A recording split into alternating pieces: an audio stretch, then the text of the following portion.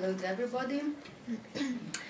And I'm here today, as Arminas already mentioned, to introduce more or less the understanding of social dimension in higher education.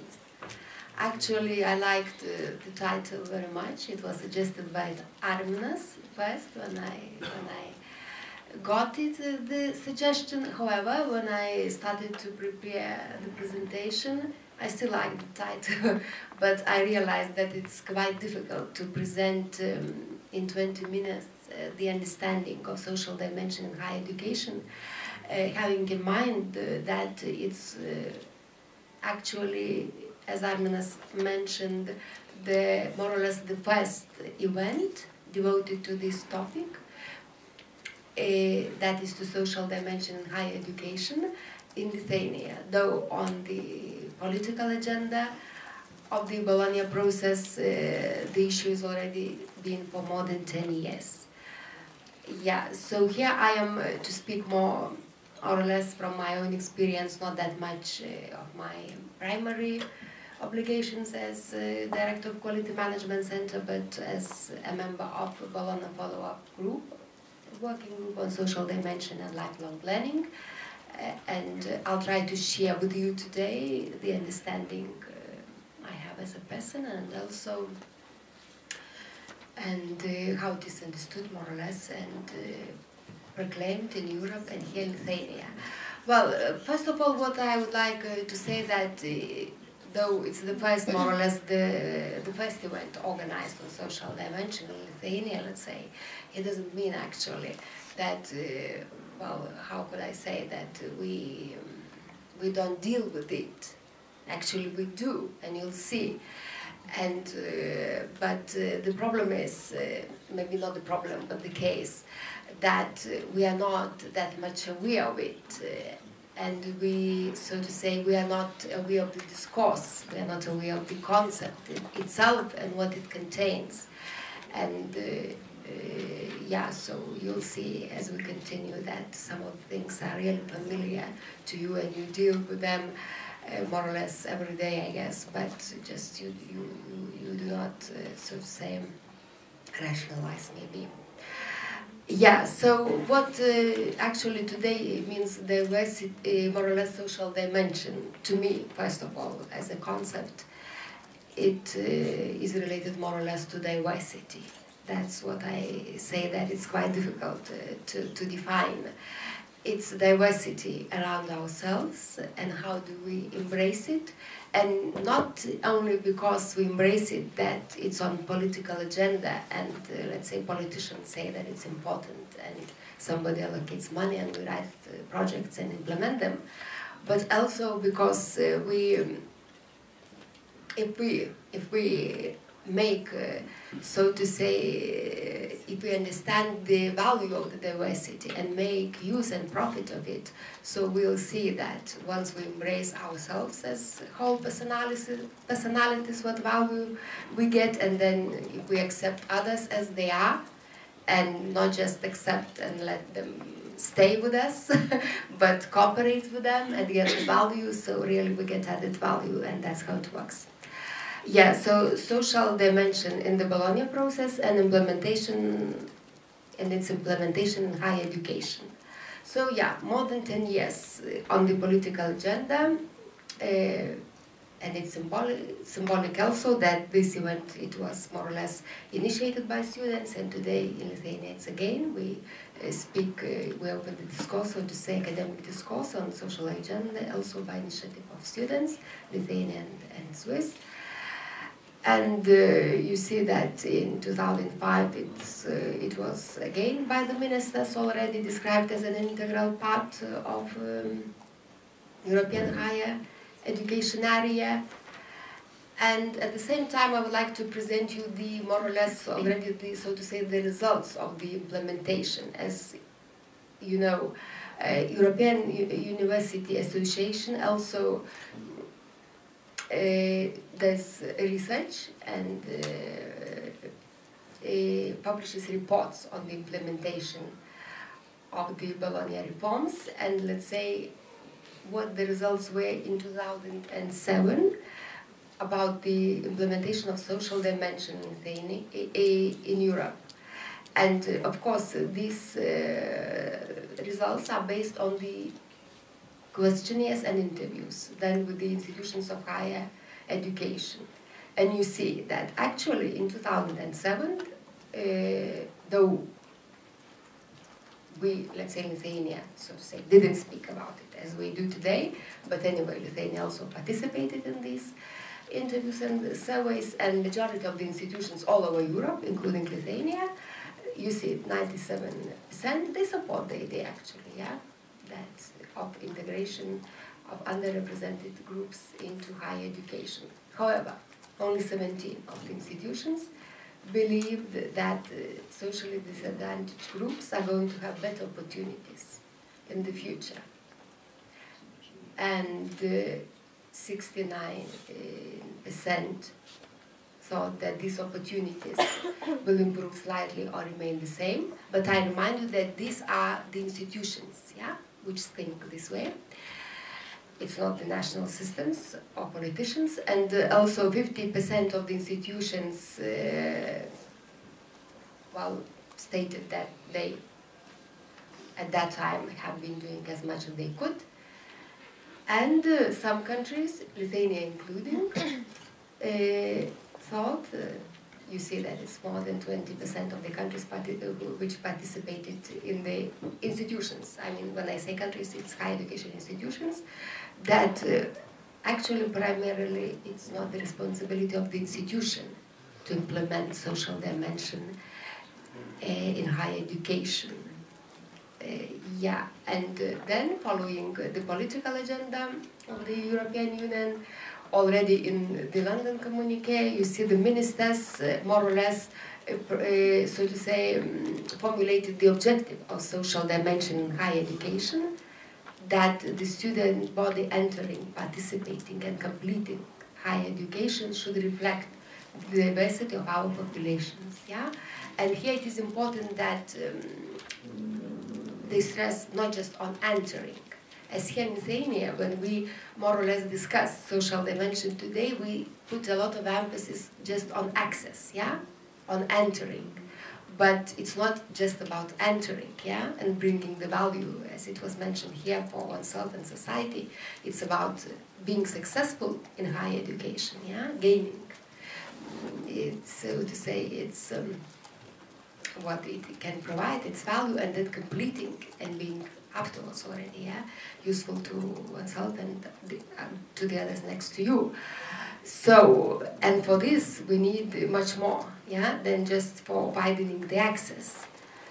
And more or less it's this way it's understood today as well, as you see in the following political documents. So, yeah, it's a whole process, yeah, and for this we need, as you see, adequate student services, flexible learning paths, and many other things related with this. So the following documents, more or less, repeating the same, that equitable access and completion, again, the stress on the whole process, successful process, not just entering, and a lot of stress on a lot of importance is put on improving learning environment, creating appropriate economic conditions for students to be able to benefit from study opportunities at all levels. Yeah, so it's all cycles including. So again, I also give you some glance into the implementation. It's again a report by European University Association, then results then of the research, how it is implemented again at the national level and institutions. And it's again the opinion, yeah, of the institutions and of those who analyze their research results, more or less, that at least the institutions claim that it's more, yeah, so to say, relates the social dimension in higher education to general socio-economic context, its national policy or strategy on widening access and participation in higher education, and also lifelong learning implementation strategy, then to the institutional context and responsibility. And actually, here are the arguments. And, you know, myself always also been, all my working life, working for the university, so also I'm, you know, that's why I construct the presentation also as this way, as I present also institutional perspective. And more or less my opinion actually also supports these arguments. So first of all, selective primary and secondary education systems.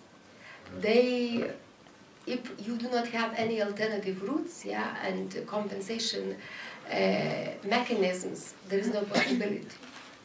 If you are, just as Armina said, you admit just on merit, on secondary school certificate, there is no possibility, yeah, for people with low educational background, all those dropouts, yeah, from the system to get into higher education. Actually, another very interesting issue is centralized national entrance systems to higher education, the one we have in Lithuania. On the one hand, they are supposed, and they actually perhaps do, guarantee equal access and opportunities, yeah?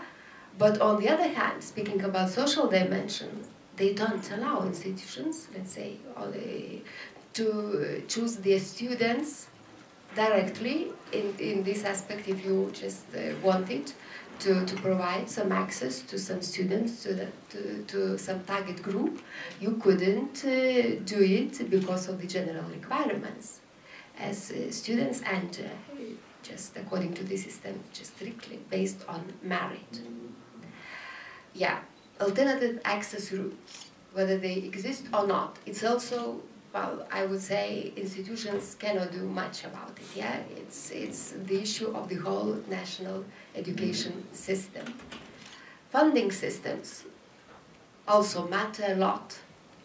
Matter a lot when we speak about widening participation and in general, and especially of underrepresented groups. So it's again, it's funding of the higher education system. It's not just an issue only of the university as well. Well, adequate student support, which is necessary a lot, yeah, as I mentioned, because we just not think about not access, yeah, but about the process and the completion. But again, and here perhaps, yeah, one would argue it's already for the institution, yeah, and the institutions do a lot. But in this case, they cannot, I also claim, succeed on their own in this phase as well, as for this you need really qualified staff and some resources, which at least in the initial phase should be delivered at the national level. And here, at that, let's say in 2010, it wasn't a lot of attention allocated in this respect to teacher support, though it is nowadays. Of course, we need student support, but who's going to support teachers? How to support students? Yeah, especially from underrepresented groups.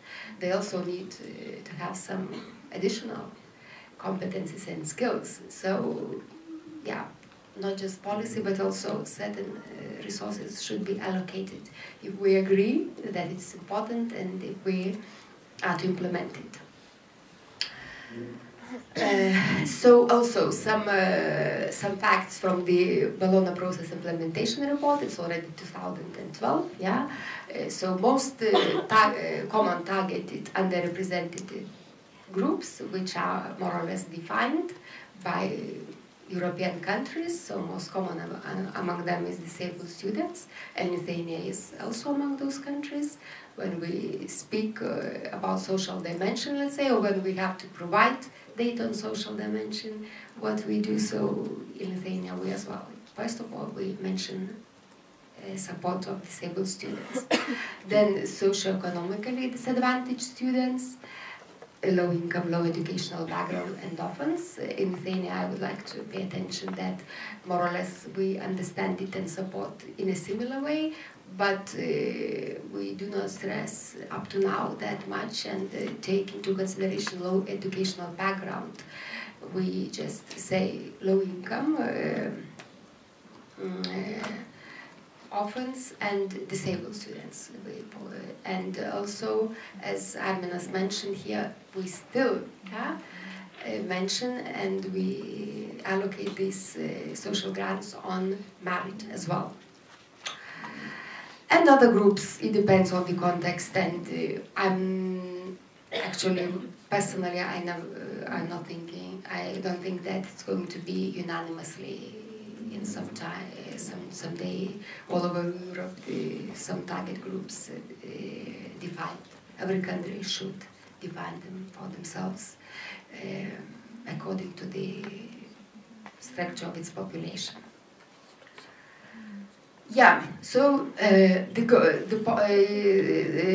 matter is on the political agenda for more than 10 years, and the Bologna process implementation report in its conclusion state that, well, equal chances for all has not yet been achieved. And in particular, that's what I mentioned already, the parental education background still strongly influences chances. And in Lithuania as well, the data also shows. So what also Bologna process implementation report attracts attention to, that is the alternative routes to the access to higher education, that it exists, those routes exist only in less than half of the countries, and in the rest of the countries, well, I should say more or less, in Lithuania as well, that access to higher education is conditioned by the possession of upper secondary school leaving certificate. And when we speak about underrepresented groups, so it's an obstacle for sure. Student services, importance of student services, it's not a new issue, and it's been done a lot in Lithuania as well, but here the stress is student services in respect to the needs of underrepresented groups. So we know here, majority of the students, that in general we do a lot, but we still have to do a lot in general with the student services. But we also have to start, perhaps I should say, student services from the perspective of underrepresented groups in higher education as well. Well, I'm not going to repeat that much, and I guess we are going to devote a lot of time today, and I think even during the discussion about the funding system, which is one of the most important factors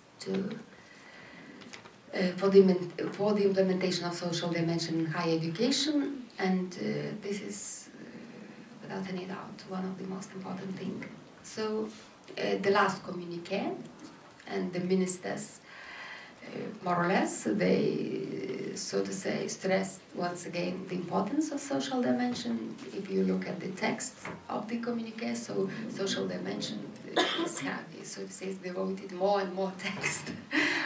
So every 2 years, though the content of the text or the ideas are the same, but also national strategies are mentioned, and action plans, and monitoring of the results also. And what Arminas mentioned, data is an issue. We still do not have common indicators across the EU, and we lack a lot of data to make comparisons and to estimate the results. And peer learning also, as it's been mentioned, is one of the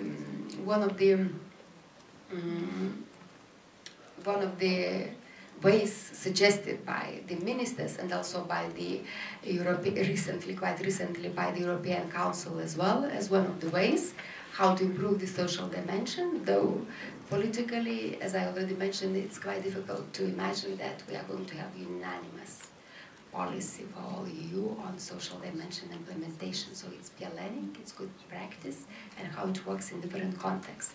And the project which was initiated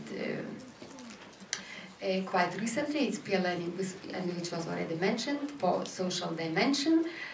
It's going to create online database for this purpose. It's going to be absolutely open to all of us.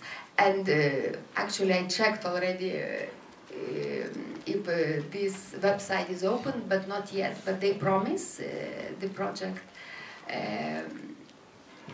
partners, they promise that it's going to be open early this spring. So I guess they are going to have conference in April, at the beginning of April. I think that this online database is already going to be open. And I know that the Lithuanian ministry also provided the data for this open database, so we can find Lithuanian measures as well, among other countries. And Lithuania is one of the 3 countries which is going to participate in the country review. And we are going to have the recommendations of international experts for national strategy for improving the social dimension as a result of this participation. And I think it's really a good thing. And here, you know, is more or less the agenda of the working group on social dimension and lifelong learning, which I mentioned, and of which a member I am. And so to say, what objectives we have to reach. So you see, so one of them is to raise awareness and visibility. That's one of the ways what we are doing here today. To do it and to explore the barriers for the implementation of national strategies and action plans, if there are any already in place. And of course, again and again, to identify the indicators, which is actually in our group. I may say that it's not an easy thing to do. There are many countries, and when we start discussing, so, but we are trying, and I think we succeed. Yeah, and I would like also to present you some information from the last meeting of the working group. I also participated, and it was devoted more or less on teaching and learning. That's what is, you know, already a shift, and at least for us it should be that it's not, you know, that much, so to say, on the access, but on the process, yeah? And we were discussing the issue by is teaching and learning a consent for the social dimension. And it is a lot of time. It was one day and long, and we discussed about the importance of student-centered learning and its impact for the social dimension implementation and teaching and learning. And these, so to say, topics or areas, they overlap, and they should be, so to say, taken into consideration together and developed together, as they provide opportunities for each other, if I may say so, yeah? Students, teachers, that is, so to say, who remain in the end to fulfill this dimension in the classroom. Yeah, and measures on social dimension in Lithuania. So these are the measures which were presented, which are understood today as measures of social dimension implementation, and which were presented to the database of the project I mentioned to you. And I just, you know, put in some different color, state loans and state guaranteed loans, yeah? We in Lithuania claim that it's a kind of measure on social dimension. But let me tell you that in the working group, yeah, on social dimension and lifelong learning, when we meet, and when, let's say, I present the Lithuanian, first time when I presented the Lithuanian, so to say, position on this, almost all colleagues from the other countries, they expressed their doubt whether loan, yeah, whether it's state guaranteed or not, can be considered as a measure to support underrepresented groups. Just, yeah, so, well, it's for us, yeah, so to say, to decide whether we are going to continue and claim that it is a measure to socially, so to say, and economically disadvantaged people support, or just to to take it out of the measures of the list. Yeah.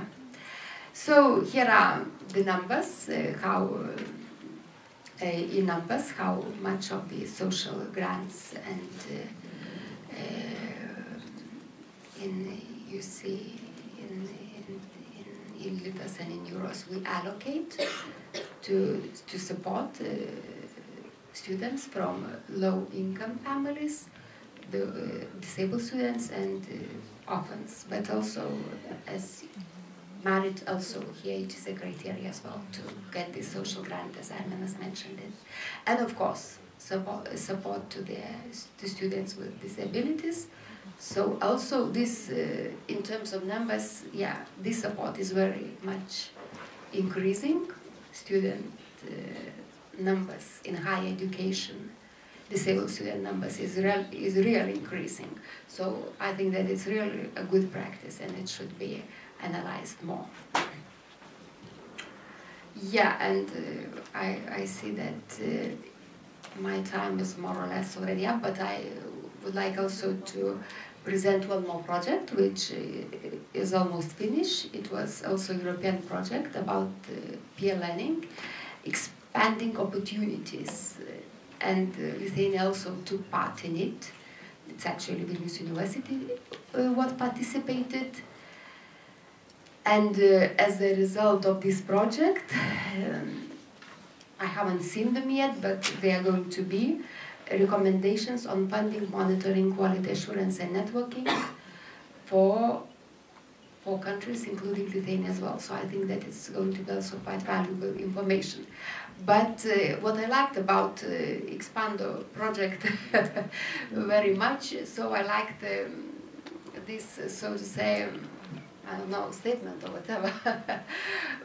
When I saw it, it was presented by the project leader. It's directly, you know, this information is from his presentation, and quality versus access debate, yeah.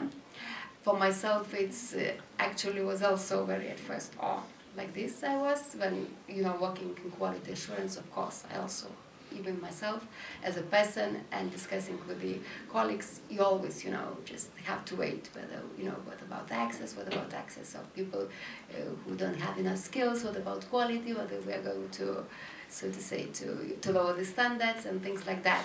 So just, I like it, just, it says, just, it tells us, end debate, yeah? And just not leaves us, it doesn't leave us with this and stop talking, but it says define diversity in terms of quality, yeah? If we say that it's a value that we just help people with, so to say, different backgrounds, with different skills, with different opportunities, participate together with us, and also not just give something but also gain, be able to see what we can gain from it. And actually, you know, there are cases of good practice, and even in Lithuania, of which I also had myself, and just people are very much, so to say, impressed, and not, perhaps impressed is not the worst, but not the word for it, but agitated in a positive sense when you have in one classroom, let's say, experienced people you know, already who still don't have first degree, but they learn with their students, traditional students, who are, let's say, 18 or 20 years old and 40 years old, and it's difficult for the teacher, you know, in one way to manage the classroom situation, but then what the value they get from each other once they manage it, yeah, together. And it's about, so to say, if I may say that what we do in the classroom, yeah, when we come, let's say, of different ages, different backgrounds, and cooperate together and gain this added value, and then again, just we can, so to say, transmit it or transform it to the society as well. So, and actually how, if it's possible, if it's going to work, I mean, this linkage, widening participation and quality assurance linkage of these two worlds. Perhaps Aurelia is going to speak about it more, but my personal opinion, it's not just theoretical, but practical as well. I think it would be possible if we really defined it, but being aware of what we are defining, quality, diversity in terms of quality, and then if we stick to it, so it really could work, and it would be amazing to see the results. So I think, yeah, we should do it. And well, of course, meet the needs of students, so it's nothing new, it's without social dimension as well, we stress a lot.